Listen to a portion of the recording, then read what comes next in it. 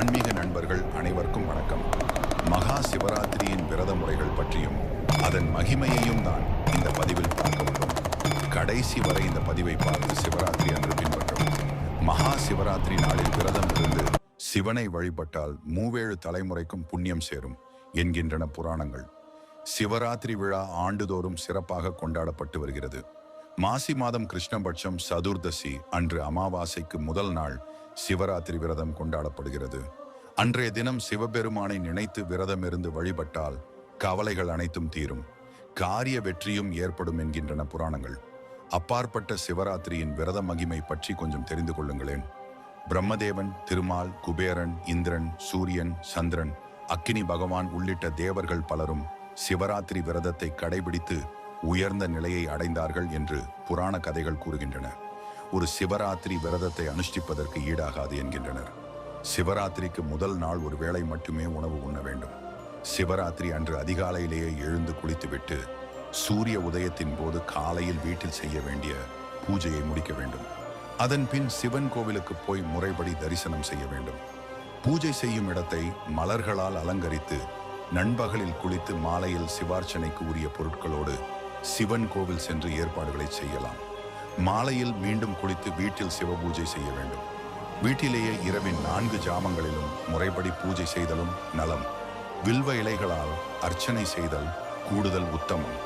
மகா சிவராத்திரி விரதம் மேற்கொள்பவர்கள் கோபத்தை கட்டுப்படுத்துவதுடன் பிரம்மச்சரியத்தை கடைபிடிக்க வேண்டும். சிந்தையில் அமைதியுடன் சிவபுராணத்தை பாடிக்கொண்டிருக்க வேண்டும். பற்றற்று இருப்பதுடன் பேராசைகளை கைவிட வேண்டும் என்கின்றனர் முன்னோர்கள்.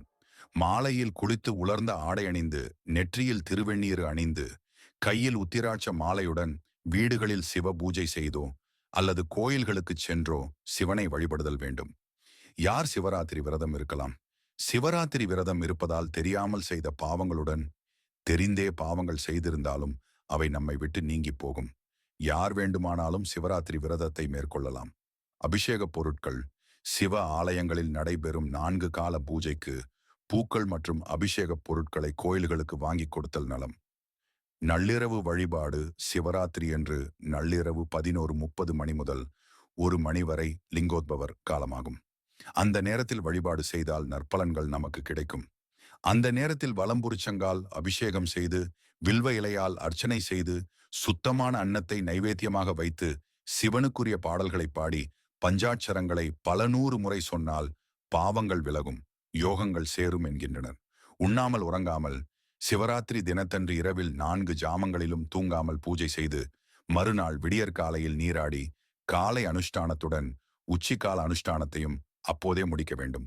அதன் பின் தீட்சை தந்த குருவை பூஜை செய்துவிட்டு உடைகள் மற்றும் உணவினை அந்தணருக்கு தானமாக அளித்து விரதத்தை நிறைவு செய்யும் விதமாக உணவு உண்ண வேண்டும். சிவபுராணம் படிங்க. பூஜை செய்ய முடியாதவர்கள் 4 ஜாமத்திலும் சிவபுராணம் கேட்டும் சிவன் கோயிலுக்கு சென்று இரவை கழித்தும் சிவனை வழிபடலாம். மகா சிவராத்திரி விரதம் இருப்போருக்கு நற்கதி கிடைப்பதுடன் இப்பூத உடல் மடிந்த பின் சொர்க்கத்தையும் இறைவன் அளிப்பான் என்பதே பின்னணி தத்துவம். இப்படி 24 வருடங்கள் சிவராத்திரி விரதம் இருந்தால் அவர்கள் சிவகதி அடைவார்கள். அத்துடன் அவர்களின் மூவேழு தலைமுறைகளும் நற்கதி அடைந்து முக்தியை அடைவது சத்தியம் என்கிறது புராணங்கள். அவன் அருளால் வாழ்க வளமுடன். ஓம் நமச்சிவாயம்.